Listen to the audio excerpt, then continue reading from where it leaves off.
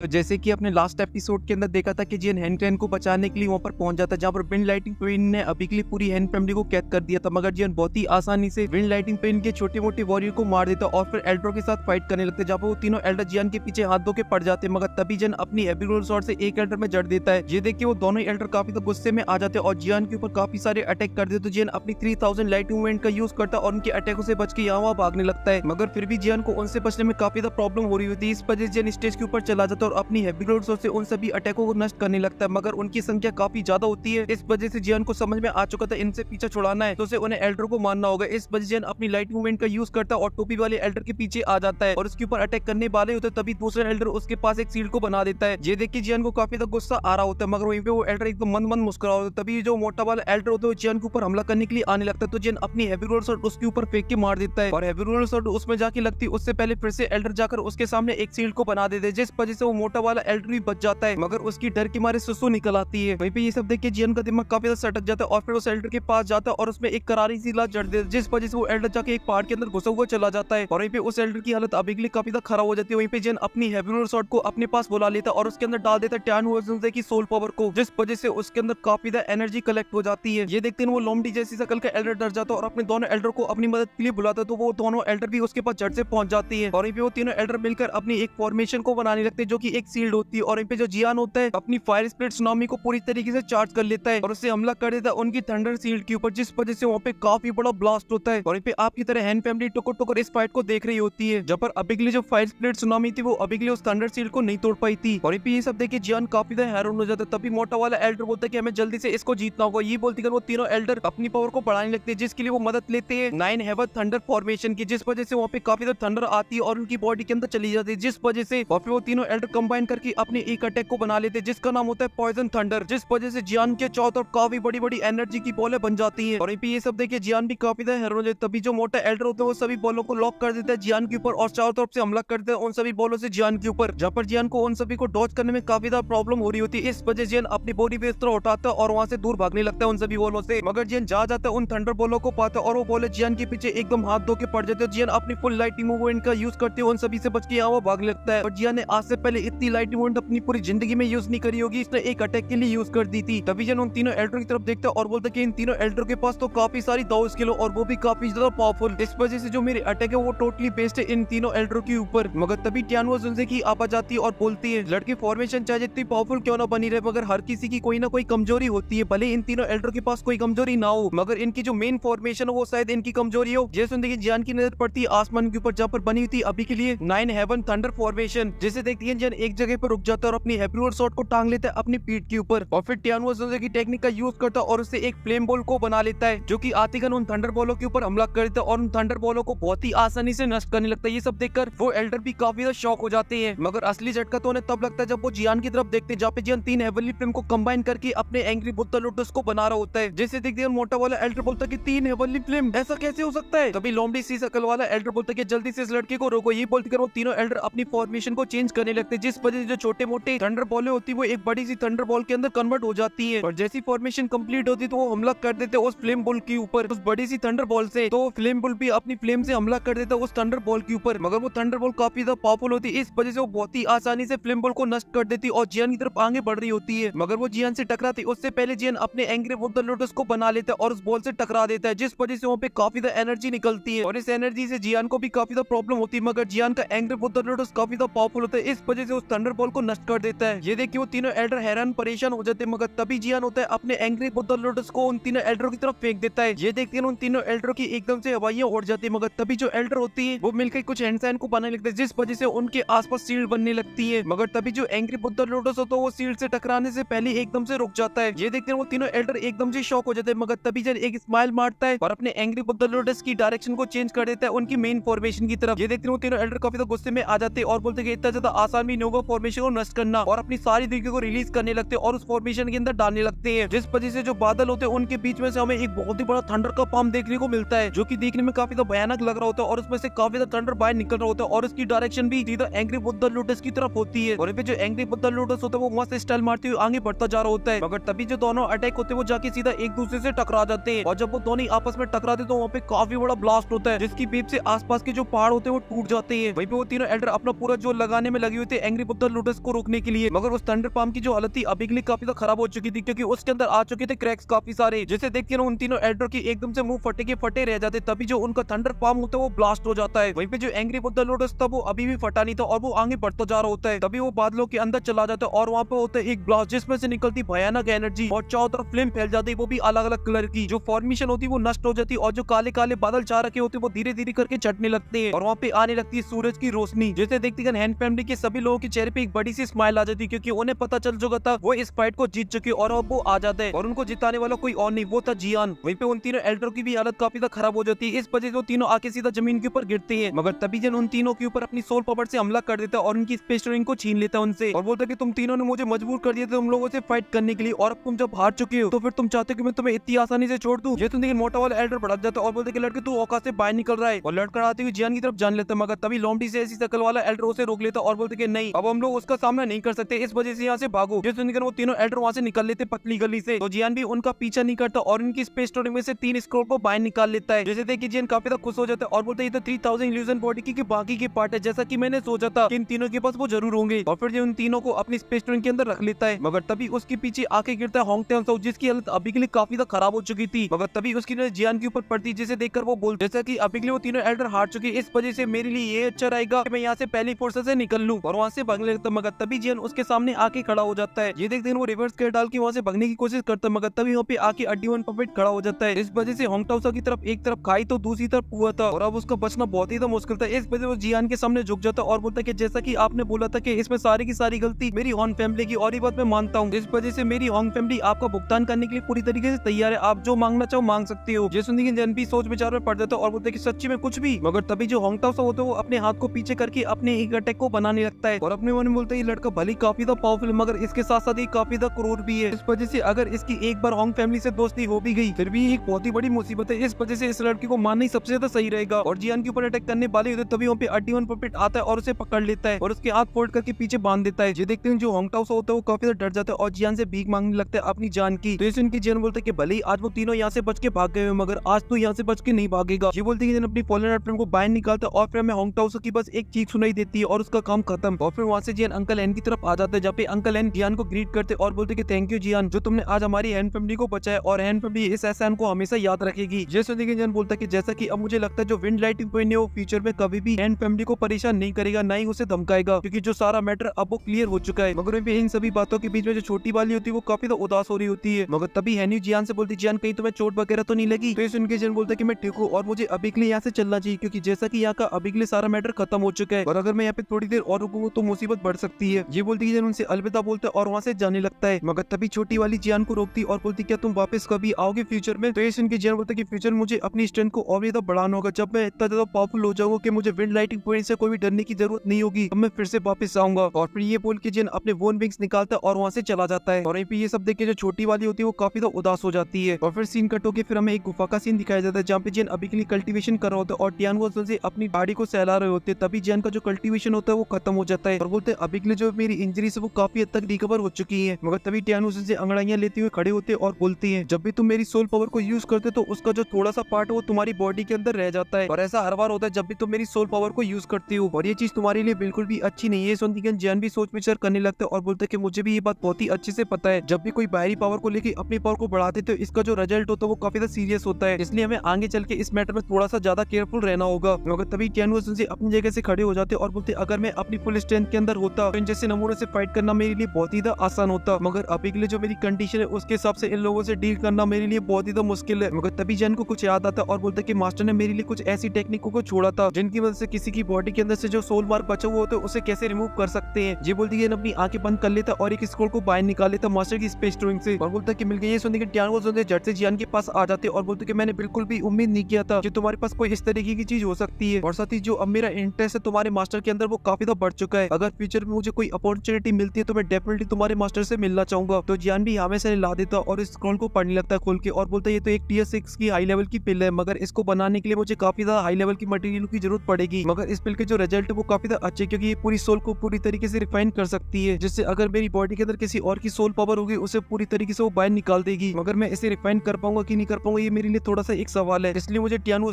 की soul power को लेने से पहले थोड़ा सा ध्यान देना होगा। और फिर वापस उसे अपने स्पेस ट्रेन के अंदर रख लेता और निकाल लेता है 3000 इल्यूजन बॉडी की बाकी के पार्टों को और फिर उन्हें खोल के देखने लगता है। मगर वहीं पे जो टियानुस होते हैं उन्हें नींद आने लगती है। तो वो अंगड़ाइयां लेते हुए जियान से बोलते हैं कि लड़के अब मैं बूढ़ा हो चुका है, इस वजह से बड़ी नींद आती है मुझे, इस वजह से मैं तो चला सोने के लिए। और फिर अपनी स्पेस ट्रेन के अंदर चले जाते हैं। तो ये देखिए जियान भी स्माइल कर देता है और अपनी दिल को रिलीज कर देता है, जिस वजह से जो स्क्रॉल होते हैं वो जियान के चारों तरफ घूमने लगते हैं। और फिर जियान अपनी स्पेशल पावर को उन सभी स्क्रॉल के अंदर डाल देता है, जिस वजह से जियान की जो बॉडी होती है उन स्क्रॉल के अंदर चली जाती है, जहाँ पे 3000 इल्यूजन बॉडी की कंप्लीट मेथड होती है। तो जियान उसे पूरी तरीके से सीख लेता है और वहाँ से बाहर आ जाता है और बोलता है कि अभी के लिए मैंने इसे पूरी तरीके से सीख लिया, मगर इसके जो वर्ड है वो अभी भी आधे अधूरी है, इस वजह से मुझे इसे पूरा करना होगा। और फिर जियान वहाँ से खड़ा हो जाता है और बोलता है कि अभी के लिए मुझे यहाँ से निकलना होगा, क्योंकि मैंने पूरी तरीके से विंड लाइटिंग पॉइंट को नाराज कर दिया है, इसलिए मेरे लिए यही अच्छा रहेगा कि मैं जल्दी से जल्दी इनके एरिया से बाहर निकल जाऊँ और जाकर सीधा लिटिल पेई डॉक्टर को ढूंढूं और बाकी के लोगों को भी। और फिर जिन वहाँ से एक सिटी के अंदर आ जाता है और वहाँ पे अभी के लिए काफी ज्यादा शांति होती है, जब भी जिन चलते चलते अपने मन में बोल रहा होता है कि अभी के लिए टियानवी सिटी से काफी दूर है, मगर फिर भी मुझे जल्दी से जल्दी कोई ऐसी सिटी को ढूंढना होगा जहाँ पर कोई बम हो जिससे मैं यहाँ से निकल पाऊँ। मगर तभी जन एक बंदे को रोकता है और बोलता है कि भाई क्या तुम मुझे बता सकते हो कि यहाँ पे कोई ऐसी शॉप हो जहाँ पे मुझे यहाँ का मैप मिल पाए। तो बंदा भी जियान को गाइड कर देता है शॉप की डायरेक्शन की तरफ। तो जियान उसको गाइड करता है और थैंक यू बोल के वहाँ से जाने लगता है। मगर तभी जियान के सामने एक बंदा आ जाता है और बोलता है सर क्या आप मैप खरीदना चाहते हो, और अगर ऐसा तो आप मेरे पास से भी मैप खरीद सकते हो, मेरे पास भी है और वो भी काफी ज्यादा अच्छे बाकी लोगों से। बस सर आप ये मत समझ रहे कि जो मेरा बिजनेस वो काफी ज्यादा छोटा है, मगर जो मेरी मैप की क्वालिटी वो एक नंबर है, वो आप मेरे मैप की क्वालिटी को देख के पहचान जाओगे। ये सुन के जियान बोलते हैं अगर ऐसी बात है तो फिर ठीक है, तो मुझे नॉर्दर्न वेस्ट रीजन का मैप दो। ये सुन वो झट से एक मैप को निकालता है और जियान को दे देता है। जियान भी खोल के उसे देख लेता है और बोलता है काफी अच्छा है, मगर इसकी कीमत कितनी है। जैसे वो थोड़ी सी मंठाने लेता है और बोलता है कि बस 3000 गोल्ड कॉइन। जैसे जियान बोलता है 3000 गोल्ड कॉइन बस। जैसे वो थोड़ी सी और एक्टिंग करने लगता है, मगर तभी उसकी नजर जियान के हाथों के ऊपर पड़ती है, जहाँ पर उसे जियान के पास काफी सारी स्पेस टोन दिखाई देती है, इसलिए वो मक्कल लगाती है। बोलता है कि सर जैसा कि मैं आपको देख पा रहा हूँ कि आप तो एकदम सुंदरता की मूर्त हो, और मुझे ऐसा लगता है कि शायद आपको इसके बारे में भी नहीं पता होगा कि आप एक ने बहुत ही जल्दी हेवनली ब्लड माउंटेन पूल खुलने वाला है। ये सुनिए एकदम से हैरान हो जाता है और बोलता है हेवनली माउंटेन पूल। ये सुनिए वो बंदा समझ जाता है कि फंस गया बुकरा, और फिर जियान से बोलता है कि आपको हेवनली माउंटेन पूल के बारे में नहीं पता, जो कि हर 3 साल बाद ओपन होता है, जहाँ पे दूर दूर से काफी सारे पावरफुल लोग आते हैं उसके अंदर ट्रेनिंग करने के लिए। ये सुनिए जियान की जो एक्साइटमेंट होती है वो काफी ज्यादा बढ़ जाती है और बोलता है कि भाई इसके बारे में थोड़ा सा डिटेल के अंदर बताओ। तो बंदा भी जियान को बताने लगता है और बोलता है कि हेवनली माउंटेन ब्लड पूल जिसके अंदर काफी ज्यादा बोन मैरो होता है, अगर उसके अंदर कोई वॉरियर कल्टीवेशन करता है तो अगर वॉरियर अगर डाउ वांग पर हो तो बहुत ही आसानी से ब्रेक थ्रू कर सकता है उसके अंदर डाउ जोन के अंदर, क्योंकि वो जगह बहुत ही मैजिकल है। जैसे इंडियन का जो इंटरेस्ट होता है वो काफी बढ़ जाता है उसको लेकर। तभी बंदा बोलता है वो बहुत ही जल्दी पुल खुलने वाला है, अगर आप उसके अंदर जाना चाहते हो तो मैं वहाँ का एक एंशिएंट मैप आपको दे सकता हूँ, जो कि अब मेरे पास लास्ट बचा है, और आप वहाँ पे जाने के लिए इंटरेस्टेड हो तो मैं आपको ये दोनों मैप काफी सस्ते में लगा दूंगा। बस आपको इसके बदले मुझे ज्यादा कुछ नहीं देना, बस 50,000 गोल्ड कॉइन देनी है। ये सुनते ही जन उसे टुकुर टुकुर देखने लगता है, बेचारा वो शर्माने लगता है। मगर तभी जन एक स्माइल करता और बोलता है अगर तुमने मुझे जो इन्फॉर्मेशन दी है अगर वो सही है तो ये बिल्कुल प्राइस जस्टिफाई करती है, और फिर से एक पोटली देता और वहाँ से चला जाता है। और इन पे उस बंदे को पोटली मिलती है, वो बंदा काफी तो खुश हो जाता है क्योंकि उसकी अब तो निकल पड़ी थी। और इन पे जो जियान होता है वहाँ से एक कैफे के अंदर आ जाता है और चाय की चुस्कियां लगाने लगता है। और इन पे अभी के लिए उस पूरे कैफे के अंदर हेवनली माउंटेन ब्लड पूल के बारे में बातें हो रही होती है, जहाँ पर सभी लोग बात कर रहे होते हैं। जो बड़ी बड़ी सेक्ट है वो अभी के लिए अपने सभी डिसेबलों को उस पूल के अंदर भेजने वाली है, जो कि सभी के सभी एक नंबर के जल्लाद है। और उनमें से जो सबसे पावरफुल है वो है विंड लाइटिंग पवेलियन की मिस फेंग, जो कि आगे चल के विंड लाइटिंग पवेलियन की हेड बनेगी। और साथ ही जो बाकी की पवेलियन के वॉरियर है वो भी वहाँ पर आने वाली है। मगर तभी एक बंदा बोलता है कि एक और नाम सुनने में आया यंग जनरेशन के अंदर, जिसका नाम है जियान, जो कि इन सभी लोगों का बाप है, क्योंकि उसने अकेले विंड लाइटिंग पवेलियन के 3 एल्डरों को हरा दिया है। मगर तभी जियान की चेयर के पास एक बंदा आ जाता है और जियान से बोलता है क्या तुम्हें मुझसे डर लगता है, और जियान के सामने वाली कुर्सी के ऊपर आके बैठ जाता है। मगर तभी जियान वो से बोलते हैं जियान केयरफुल, ये कोई नॉर्मल पर्सन नहीं है। जैसे सुनते अपनी चाय वहीं पे रखता है और वहाँ से खड़ा होकर जाने लगता है। तभी बंदा पीछे से जियान के ऊपर हंसने लगता है और बोलता है कि तुमने उन तीनों एल्डरों को कैसे हराया, साथ ही उस फॉर्मेशन को कैसे नष्ट किया। ये सुनते जियान की एकदम से तोते उड़ जाती है जब वो जियान को जियान के नाम से पुकारता है। और वहीं पे उस कैफे में जब जियान नाम होता है तो सभी लोग आपस में बातें करने लगते हैं और बोलते हैं कि ये लड़का जियान है, मगर वो बंदा कौन है जो इसको बुला रहा है। तभी दूसरा बंदा उससे पहचान लेता और बोलता है ये तो विंड लाइटिंग पवेलियन का नॉर्दर्न रीजन का हेड है। ये सुनते एक पल की भी देरी नहीं करता और अपनी हेवी रोलर स्वॉर्ड को बाहर निकालता है और उसके अंदर डालता है अपनी ग्लेज फ्लेम और उसके ऊपर हमला कर देता। मगर वो बंदा बहुत ही आसानी से 2 उंगली से जियान के अटैक को नष्ट कर देता। मगर जियान अपने वन मिक्स अपनी लाइटिंग मूवमेंट का यूज करता है और वहाँ से पहली फुर्सत में निकल लेता है। मगर वो बंदा एकदम टेंशन फ्री बैठा हुआ होता है, उसे बिल्कुल भी टेंशन नहीं होती और बोलता है कि ये हेवनली फिल्म सच में काफी अलग है, इस वजह से मैं ये भी नहीं बता सकता ये हेवनली फिल्म रैंकिंग के अंदर कौन से नंबर पे आती है। मगर जिन फिर भी तुम मेरे हाथों से नहीं बच पाओगे। और ये बोलती है वो बंदा वहाँ से गायब हो जाता है और ये एपिसोड को लेकर मैं भी यहाँ से गायब हो जाता हूँ, क्योंकि ये वाला एपिसोड यहीं पे खत्म हो चुका है।